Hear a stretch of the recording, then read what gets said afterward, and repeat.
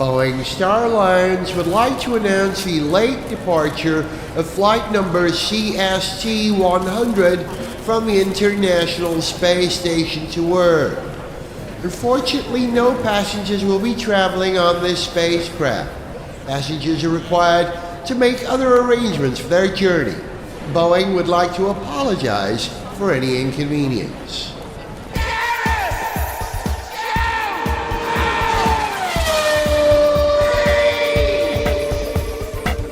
Hello, welcome to Gareth Jones on Speed. I'm the Gareth Jones and he's the Zog. Hello there.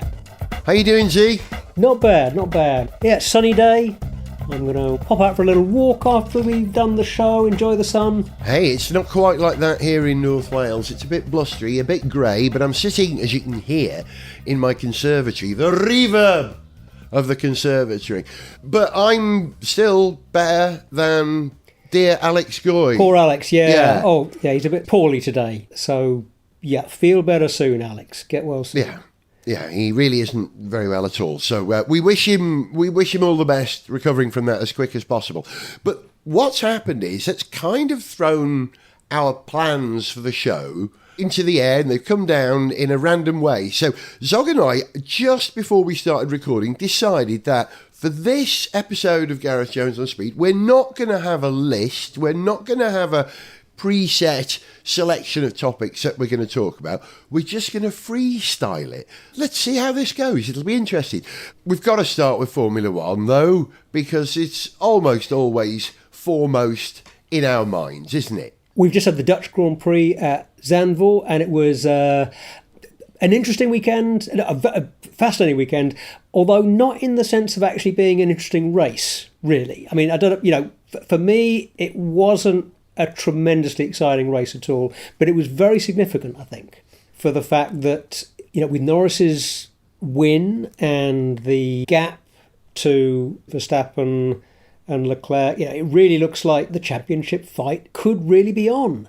Maybe it's happening. Anticipation for something is almost as good as the thing that you enjoy.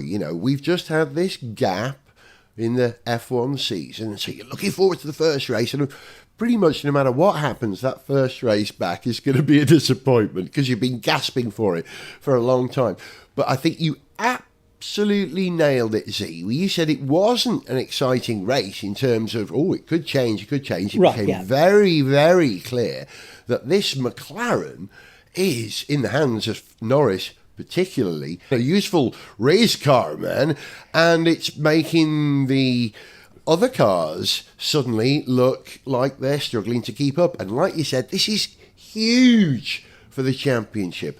I never predicted Norris for the championship this year, but he's in with the shot now, isn't he? Well, he is. I mean, it's he's in with a shot. He has a chance. It's not much of a chance, though. Let's be realistic about it. Verstappen's lead is 70 points. Now, to make that gap up in what remains of the season, Norris is going to have to score almost 8 points, 7.8 points per race more than Verstappen. Now, what are the chances of him, over the next 9 races, outscoring Verstappen by an average of nearly 8 points? The thing that could help here is Piastri.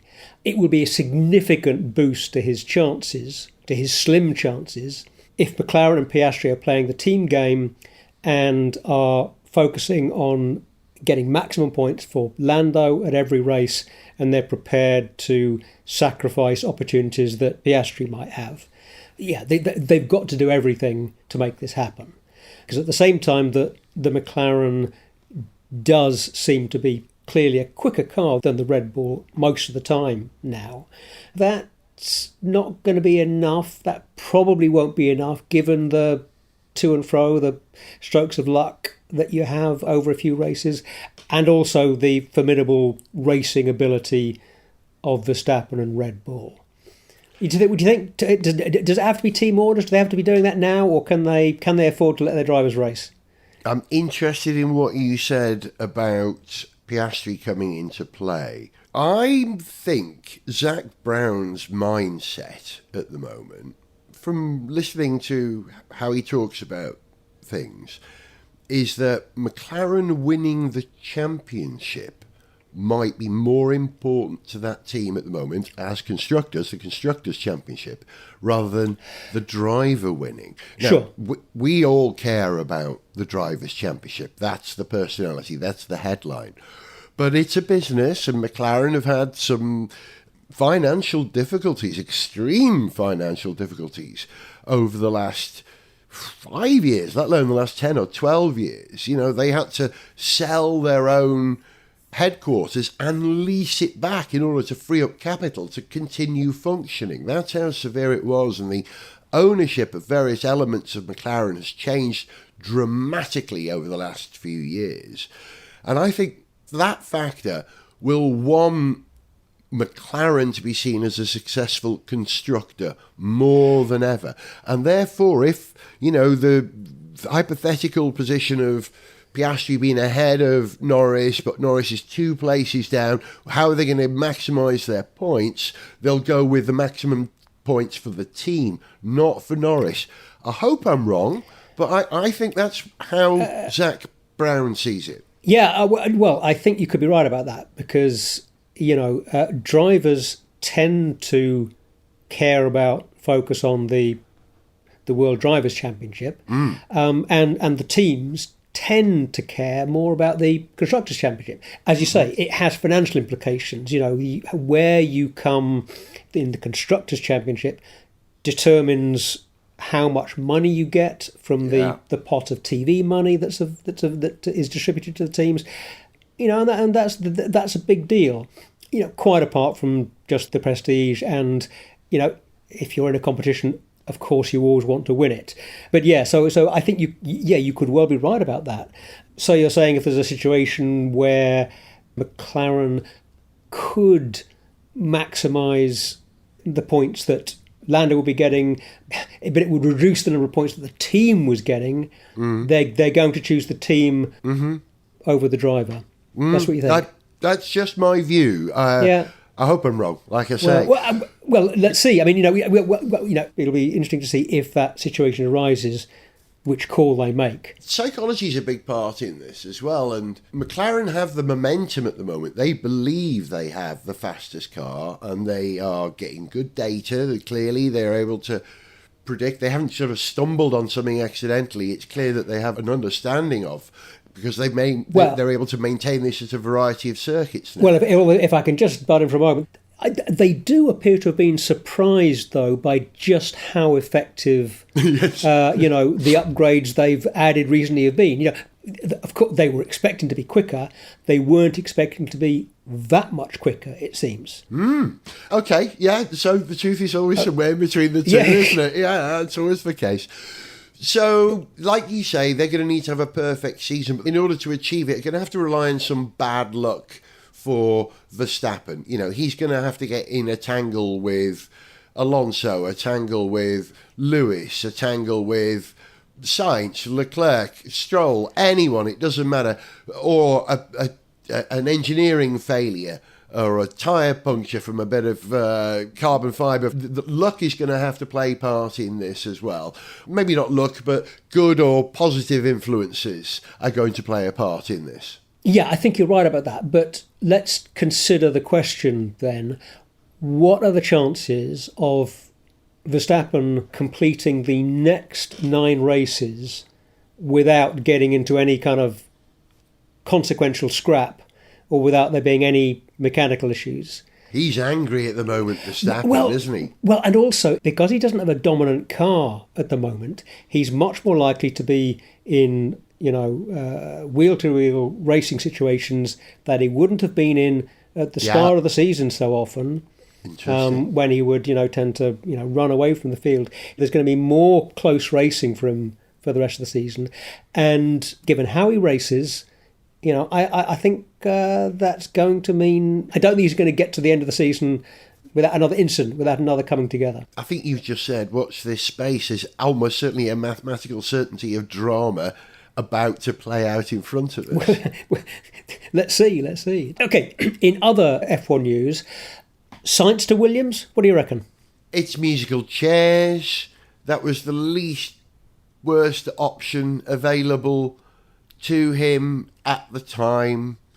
I think he's wasted at Williams. They are certainly making tremendous progress. They are, yeah. Credit to them, they are doing well, yeah. Yeah, but they are a long way off, and there's a huge hill to get over in front of them in the shape of Aston Martin and even Alpine. You know, there are lots of very handy teams out there, and I can't see Williams clawing more than one or two places up the grid from their notional position last but one at the moment or thereabouts. They will get there. Will Sainz's patience hang, will he have enough patience to hang around until it does happen? It's going to take 5 years, man, to turn that round somehow. There needs to be a big change. Where else could he have gone? Don't send him to Haas. That makes him look like an ex-Ferrari driver. Well, a Sauber kick turning into Audi was a possibility. Yeah, that one again. They've got a huge. I'm glad he turned them down. I think their journey's even greater than Williams. Williams have at least shown the start of a turnaround. You need nothing short of a revolution in Hinwil to make Sauber Audi a top 10 team, let alone a top 5 team. You know what I mean? Yeah, well, and also the new version of Sauber kick has not, emerged yet. We're still at the tail end of the team that is going to become Audi. There's a lot of uncertainty, along the way in terms of how those plans are going to be, refined and how they'll unfold. They kicked out Andreas Seidel, who I thought was doing a great job at McLaren. And when he went to Sauber, I thought, this guy's going to be useful. But he's been booted. Wow. Well, maybe some, backroom politics or just who knows? It's not. I mean, I don't know. Enough about the situation to speculate, but it does speak to kind of uncertainty for the future. That doesn't look like a team that has a clear, unhindered, well-planned path to success. They're still figuring it out. Yeah, man. It's all going to revolve around the change of regulations, the 2026 season, where the playing field will be flatter than it has been, more level, closer to the horizon, the horizontal horizon than it has been. And that will stir up the grid. Absolutely. Some teams will not do as well as they hoped and others will do better. But, we've got to get there first. So, Sainz at Williams, it's a good holding position. I'm really surprised they didn't ask him to replace Perez. I think that would have been the smartest option. But there was some dynamic there that didn't allow that to happen, really. Heartbreaking. Interesting, but hey, yeah, loads to come. Let's take a break. So I want to talk to you about 1,000 other things outside of Formula One. Jared Isaacman, as one of the astronauts taking part in the Polaris Dawn spaceflight, the world's first privately funded mission to feature a spacewalk, you must be more than a little nervous. Oh no, I'm not nervous. I have full confidence in the design of the SpaceX Crew Dragon and the ability of the team to conduct this mission. But the vehicle doesn't have an airlock, so in order for astronauts to exit, it has to be completely depressurized and the hatch left open to space. Doesn't this bother you? No, quite the opposite. In fact, this is a 10-day mission, and the SpaceX toilet is going to get a real hammering from some major use by the 4-person crew. Hell, we'd be glad to crack a window for some fresh air. Excuse me. Jones on speed! I did a drive the other day, Zog. I drove from North Wales to Preston and back. It's some 80 miles distance and 160 return. It was a long, miserable drive over the bank holiday weekend with too much traffic, all going in the same direction as me. It was grim. But a couple of things I noticed while I was out on the road I wanted to share with you. And the first one was a Volkswagen Passat CC, you know, the coupe version of the Passat. Yes. Now, the car itself, this is an older version of the car from a few years ago. It's got a name in its own right now. I can't remember what it's called.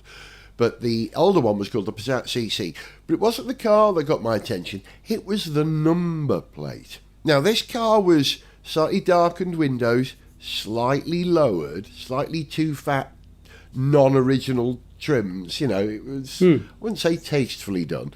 And the number plate was in a... Now, is it a font or a typeface? I beg to your knowledge. Interchangeable. Honestly, I mean, I have strong opinions about choice of font or typeface. Now that you're putting me on the spot, I'm not sure that I can tell you what the... I use the words interchangeably. I suspect if we did a deep dive into it, we would find out something like that. You know, font was the description of the letter shapes, whereas a typeface is maybe a more sort of Mechanical. Yeah, exactly, mechanical. It's somehow rooted in actual typesetting and, you know, hot metal type. Like I say, I don't know. I'm interested now. After the show, I'm going to look this up. Cool, great. As my general rule, if I'm talking about something in the digital realm, I use font. But if I'm talking about something in the real world, I'll use typeface. That's probably wrong, but that's how I approach it. So, the pattern, the shape, the style of the letters of the letters on this number plate was notable. Number one, I'm going to say font, because have you seen the way Transit is written on the back of the Ford Transit? They've got a slight italic quality to it, right? And leans forward, I think the word Transit. It was very much in a font like that. It may not have been the Transit font, I'm going to say. I don't mean typeface. And it was low contrast between the black and the yellow, and the font was occupying what looked to me like a third of the height. So the letters and the numbers, a third of the height of the number plate.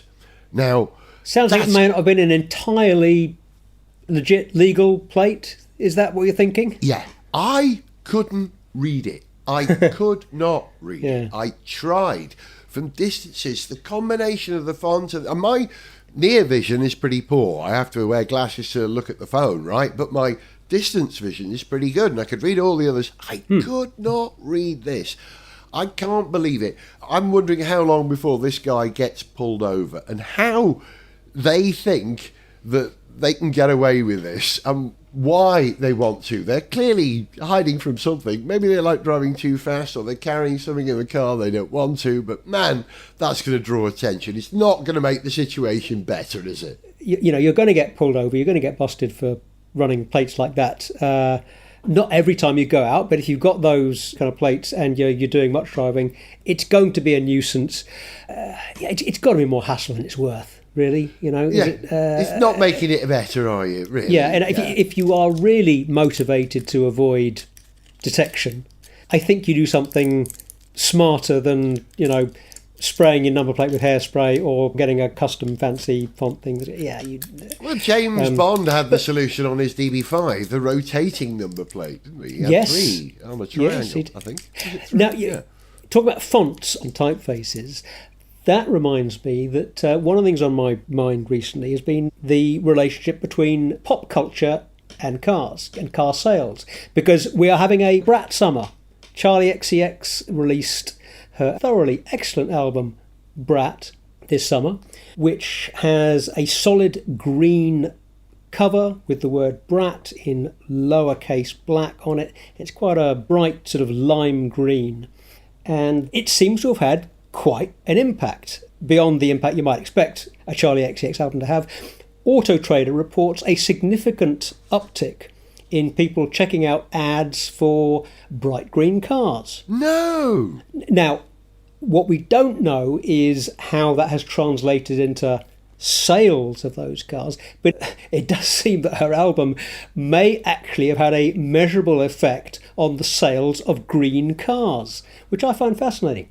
As Janis Joplin did for Mercedes-Benz, you might say. Well, now, but you see, this is where it gets interesting, because I did a little bit of research on this, and I couldn't find any evidence that Janis Joplin singing about Mercedes-Benz had an influence on the sales of Mercedes-Benz, although you would expect that. I mean, it can't hurt to have that place in popular culture. It can't help to have the reference there, but there doesn't need any evidence of it. Similarly, Prince, Little Red Corvette. If I'm going to pick a personal favourite from all of the songs about cars that we can pick, that's probably going to be the one I go for. Doesn't appear to have affected Corvette sales. You just reminded me, I wrote a song for Gareth Jones on Speed in the style of Prince. I've not yet published, many years ago, called Little Purple Chevette, which is... if Prince was British, that's the song he would have written, Little Purple Chevette. Purple! I've got a purple car. Prince, I love a bit of Prince. It can influence colour. And, I know people who have, chosen purple things in various areas of their lives, bicycles, air cylinders for their target air pistols, chosen them in purple because they're Prince fans. So of course you absolutely get choices made because of personal preferences in other areas of your life.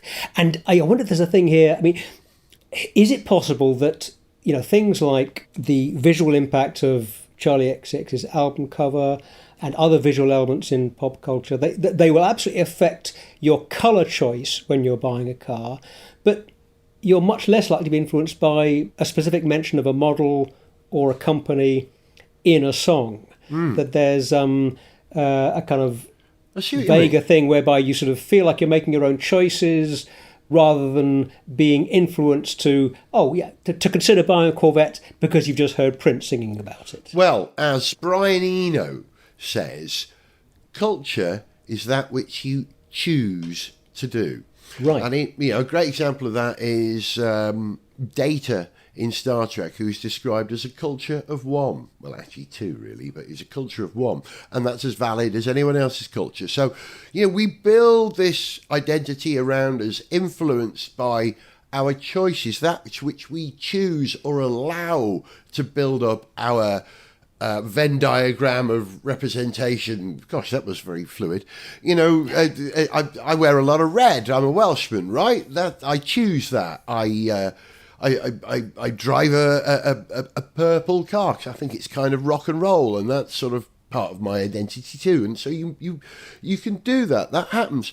And I think if this is true that this album has influenced colour choice, that's great. But coming back to Janis Joplin and Mercedes-Benz, there being no evidence that she did increase individual sales of Mercedes-Benz, I think it's a lot more subtle than that.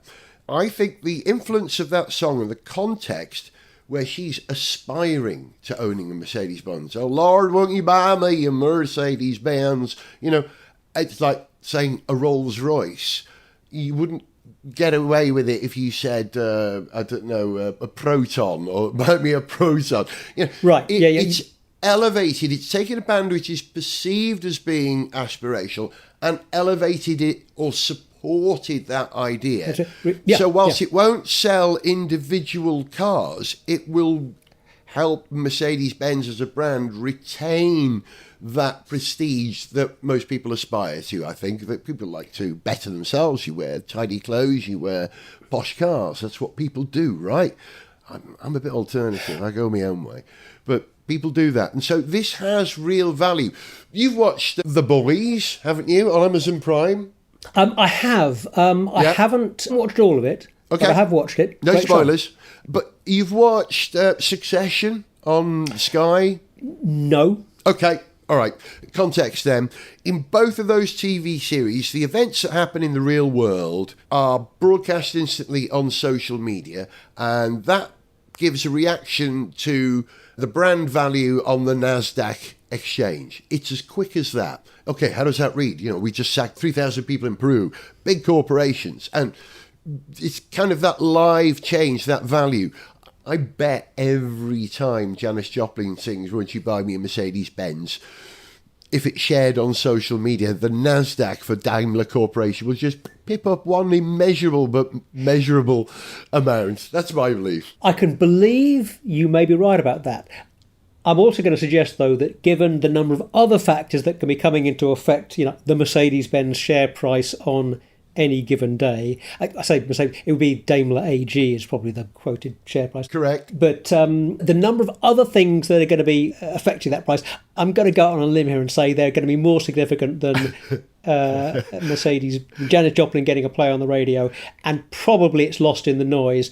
But it may well be that, yeah, for sure. And what you say about those kinds of mentions in popular culture increasing or maintaining, a Vega brand value kind of thing. Yeah, no, absolutely true. No, that's absolutely true. If only she said, "Oh Lord, won't you buy me an MG or Rover?" Having said that, the MG fight back's pretty good. Yeah, it is actually. It is. Although, just on another note, I did a quick look into when the first mention of a car in popular music was. Great. And the first one I could find. Hang on, can I make a guess? Yeah, go on. I'm going to make a guess. Okay, cars entered popular culture turn of the century. 1909, 1915, the working class people could afford cars for the first time. So there could well be a song from but in the 1920s there were lots of Bugatti, Rolls Royce, very expensive cars, probably outselling basic cars. So was there a song in the style of, hang on, let me think, a vaudeville act or something like that in the 1920s? Oh, I really want a Duesenberg would be fine. 1920s is what I'm going to say. I'm going to absolutely guarantee that there were some 1920s vaudeville music hall songs about cars. Yeah. I bought a flivver. I love absolute dead cert. But I didn't get that far because I came up with... Now, this is an instrumental. This is sheet music. Accounts? Not a song with lyrics. It's music. Sheet music. 1899. Oh. The Studebaker Grand March. Wow! How about that? Wow! Yeah. So cars and automotive brands have been making their presence felt in the world of popular music for well over a century. This is not, there's nothing new going on here. But of course, it's a two-way thing because, we've talked about how there was no measurable effect on the sale of Corvettes by Prince. But, the reason that Prince wrote the song Little Red Corvette about a little red Corvette is because of the place of Corvettes in popular culture. It was self-breeding. It could. Well, it's just that there's very much a circular relationship, I think, here between cars and popular culture. And while it does seem like the hard evidence for pop culture, for pop music, boosting sales of any kind of cars is very thin on the ground. I think we could celebrate a wonderful British music export having a rare measurable effect on the numbers here. So well done, Charlie XCX. Keep on keeping on. Thank you for bringing that to my attention. I have no idea who Charlie what is? XCX. Well, you definitely know some of her music because Super Love was on one of our Le Mans playlists. Was it? And there would have been, I can't. There would have been a couple of other Charlie XCX tracks on there as well, I think. But certainly Super Love has been on Le Mans playlists. She's fantastic. I think she's a wonderfully talented writer, producer, performer. Yeah, but I bet she didn't write a song with the name of a very obscure Brazilian car that influenced the Jensen Interceptor in it, the Brasinca Urapuru. I was listening back to the last episode of Gareth Jones on Speed, and the song FF, Ferguson Formula in there, quotes the Brasinca Urapuru. And if you didn't know the story of the development of the Interceptor and the FF, you'd have no idea why we're quoting that car. Front like an ISO, back like a bubble. But I don't know, if you listen to the last episode of On Speed with all the songs, all my songs sung by proper great singers, not me, man, it was a treat. I really enjoyed that. And if you didn't hear it, I'm not just talking to you, Zog, I'm talking to anyone else downloading the show. Catch it while you can. It's a good one. It's a good one.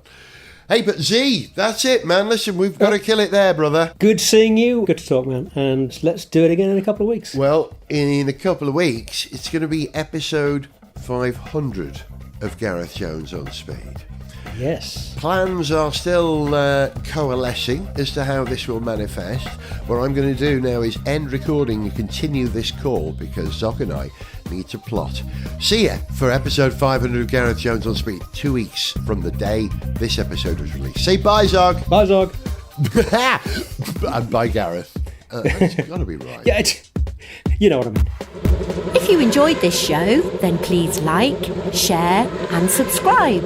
For information on how to contact the show, see pictures, read song lyrics, follow us on social media, or to sponsor this podcast, go to garethjones.tv. Gareth Jones on Speed is made in Wales by Whiz Bang. Gareth Jones on Speed!